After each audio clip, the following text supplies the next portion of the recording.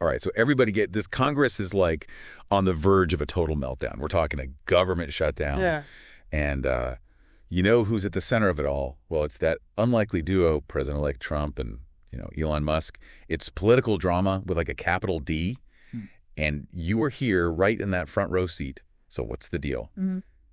Congress has that until Friday at midnight? Friday at midnight. To pass a spending bill. This is, the one that keeps the lights on in Washington.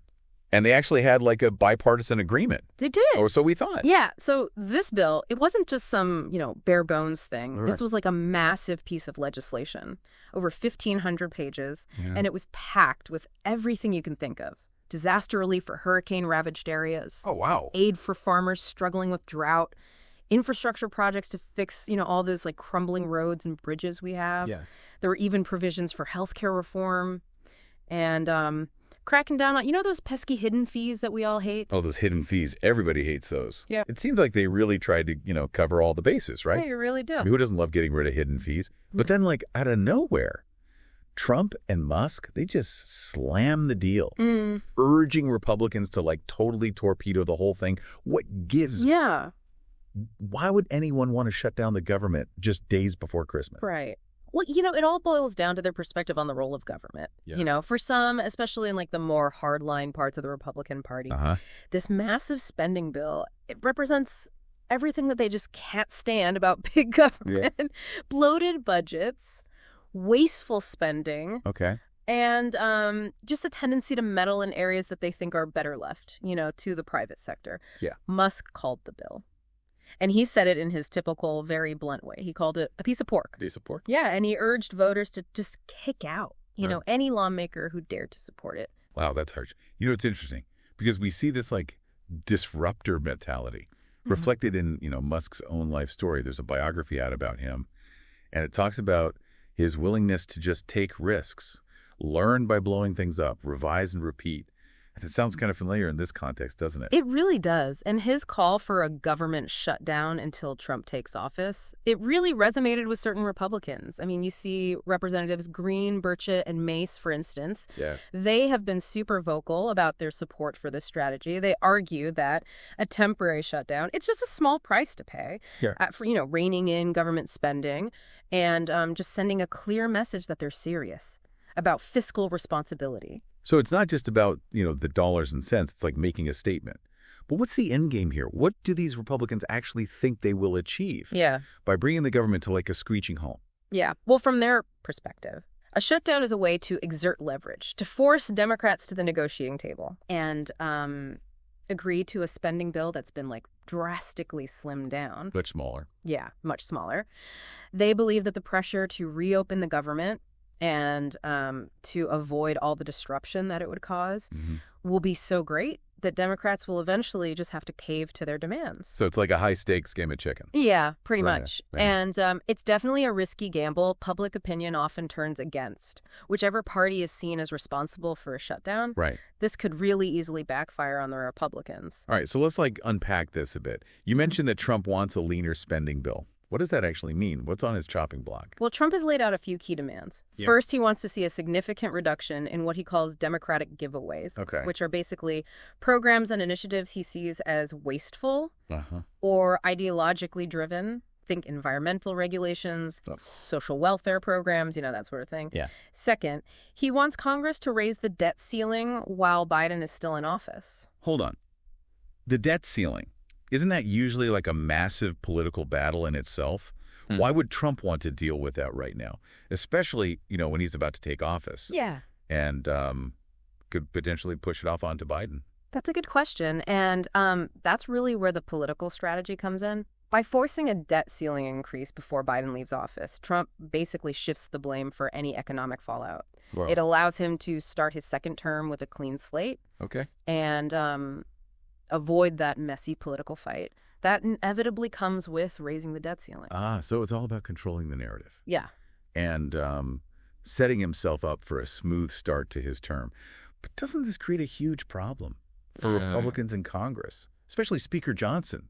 He was the one who brokered the original deal that Trump just like blew up. Absolutely. Johnson is now in a really precarious position. Yeah. He's facing a revolt from within his own party. Wow. With some members calling for him to be removed as Speaker. Representative Massey even said that it would take a Christmas miracle for Johnson to hold on to his job. Wow.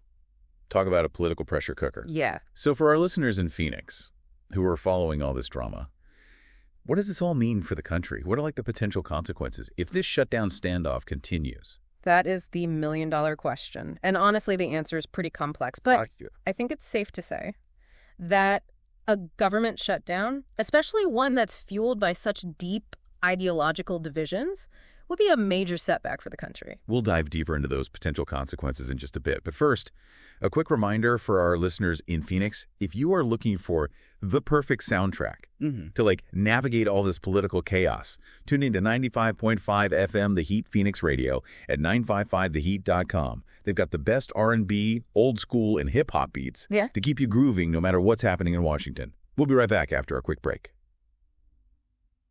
Okay, we are back, and let's face it, the political landscape is looking like a bit of a minefield right now. We were discussing, the potential fallout from this government shutdown standoff, and it's not just about political posturing, is it? This could have, like, some real-life impacts on people. It really does. Imagine you're a family, and you're relying on food stamps to, like, put meals on the table. Right. Or you're a senior citizen who's waiting for their Social Security checks. Suddenly those services are disrupted. Because the government is just, at a standstill. Yeah. This isn't just like an abstract political debate. It has real-world consequences for, people's lives. It's those ripple effects that are often overlooked in the heat of the moment. Right? Yeah. It's easy to get caught up in all the political drama. Yeah. But we have to remember that real people are affected by these decisions. Exactly. And it's not just about individuals. The entire economy can feel the strain of a shutdown. Oh, really? Oh, yeah. Businesses that rely on government contracts, they face uncertainty and potential layoffs. Consumer confidence takes a hit. And the stock market often reacts negatively. Yeah. It creates this sense of instability that can linger long after the shutdown ends. So if a shutdown is so disruptive and potentially damaging, why would Republicans think this is like a good strategy? What are they hoping to achieve by essentially holding the government hostage? Well, it all boils down to this fundamental belief that the government has just become too big, too intrusive, and too wasteful. Okay. They see a shutdown as a way to force a dramatic reduction in government spending and a shift away from programs they view as unnecessary or even harmful. So it's about shrinking the size and scope of the government, almost like a reset button. Yeah, in a way. They believe that a temporary shutdown is a small price to pay for, long-term fiscal responsibility and a return to what they see as the core principles of limited government. They're betting that the public will ultimately side with them, viewing the pain of a shutdown as like a necessary evil to achieve these goals. But that's a pretty big gamble, isn't it? As we mentioned before, public opinion often turns against the party seen as responsible for a shutdown. And it's not like Democrats are just going to roll over and accept whatever demands are thrown at them. You're right. It's a risky strategy. And there's no guarantee of success, Democrats have already said, that they're not willing to negotiate under the threat of a shutdown. Okay. They argue that the original spending bill was a product of bipartisan compromise and that Republicans are now moving the goalposts simply because they don't like the outcome of the election. So we've got this standoff between two seemingly immovable forces. On one hand, you have Republicans demanding deep cuts and a shift in government priorities. On the other, you have Democrats standing their ground and refusing to be bullied into concessions. Feels like something has to give, right? Absolutely. The question is, what will that something be? Will Republicans blink first and back down from their shutdown threat? Will Democrats make some concessions to avoid a major disruption? Or will both sides just dig in their heels, leading to a shutdown that could have devastating consequences? Speaking of consequences, we've talked about the impact on everyday Americans and the overall economy. But what about the political fallout? Oh, yeah. Could this shutdown battle have like long-term implications for the balance of power in Washington? Oh, there's no doubt that this fight will leave its mark on the political landscape. If Republicans are successful in forcing through their demands, it could really embolden them to take an even more aggressive approach in the future, potentially leading to more shutdowns and a further erosion of bipartisanship. And on the flip side, if Democrats manage to hold their ground and the shutdown backfires on Republicans, could that weaken Trump's position? and make it harder for him to, like, govern effectively. It's certainly possible. A failed shutdown could damage his credibility and make it more difficult for him to rally support for his agenda. It could also create lasting rifts within the Republican Party, making it harder for them to present a united front. So there's a lot at stake here, both in the short term and the long term. It's not just about this one spending bill. It's about the future of our government and the way we make decisions as a nation. But amidst all this political maneuvering, there's one figure who's been surprisingly influential, Elon Musk. What do you make of his involvement in all of this? It's definitely unusual to see someone with his background playing such an active role in a political fight. He's not a politician. He's not a lobbyist. He's a tech entrepreneur who's suddenly become like a major voice in the debate over government spending. It seems like his pronouncements on social media carry as much weight as official statements from, like, the Trump transition team. Some might say he's become a shadow advisor of sorts. That's a good point. His support for a shutdown and his criticism of the spending deal have definitely resonated with a segment of the Republican base. Yeah, it's almost as if he's become a symbol of this populist movement that's skeptical of big government and eager for a more disruptive approach to politics. It makes you wonder, what's his end game here? Is he genuinely concerned about government waste? Or is he simply using this as a platform to, like, further his own interests? That's a really good question. His critics argue that he's just grandstanding, trying to curry favor with the incoming administration and, position himself for lucrative government contracts. Yeah, that makes sense. His supporters, on the other hand, they believe that he's bringing a much-needed outsider perspective to Washington, challenging the status quo and pushing for real change. It's interesting to see how his involvement has added another layer of complexity to this whole situation.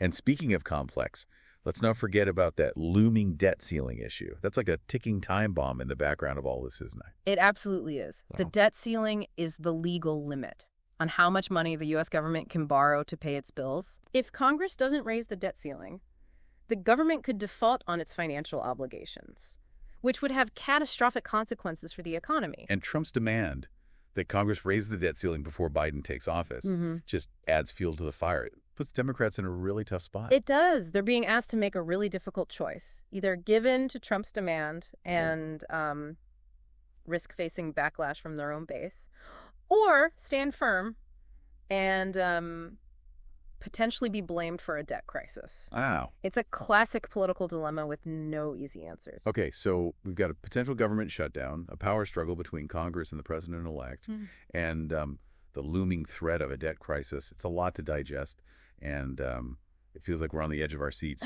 waiting to see how this all unfolds. You hit the nail on the head, and that's why it's so crucial for us as informed citizens to pay attention, to ask questions, and to demand that our elected officials act responsibly and put the needs of the country first. Well said. And for those of you who want to dive deeper into this complex issue, I encourage you to check out the Utica Phoenix YouTube channel. They've got a ton of great content that breaks down these complex issues in a way that's both informative and engaging. We'll be right back after a quick break to continue our deep dive into this government shutdown showdown. So we've been talking about this political tug of war,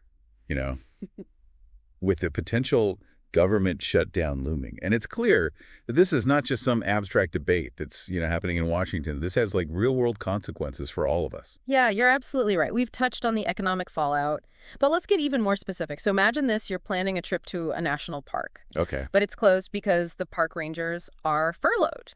Right. Or you need a passport, urgently. But the processing offices are shut down. Wow. It's these everyday services that people just rely on that suddenly become unavailable. It's like a domino effect, right? One thing shuts down and then another. And suddenly you've got this, like, widespread disruption that affects everybody in some way. Exactly. And it's not just inconvenience we're talking about either. Think about, vital services, air traffic control, food safety inspections, even law enforcement. A shutdown could compromise those essential functions and really put people's health and safety at risk. So it's a stark reminder that, a functioning government is not just about abstract policies. It's about, ensuring the basic well-being of its citizens. Absolutely. And this brings us back to, what Republicans are hoping to achieve. With this shutdown strategy, is it purely about, shrinking the government? Or is there a deeper political calculation at play? Well, it seems like. Some Republicans are willing to accept that short-term pain of a shutdown. if it means, advancing their long-term goal of, reducing the size and scope of government. Yeah, you're right. They see this as like a battle over fundamental principles, a fight against what they perceive as government overreach and, wasteful spending. They argue that a temporary shutdown is a necessary step to force Democrats to make concessions and, agree to a more fiscally conservative agenda.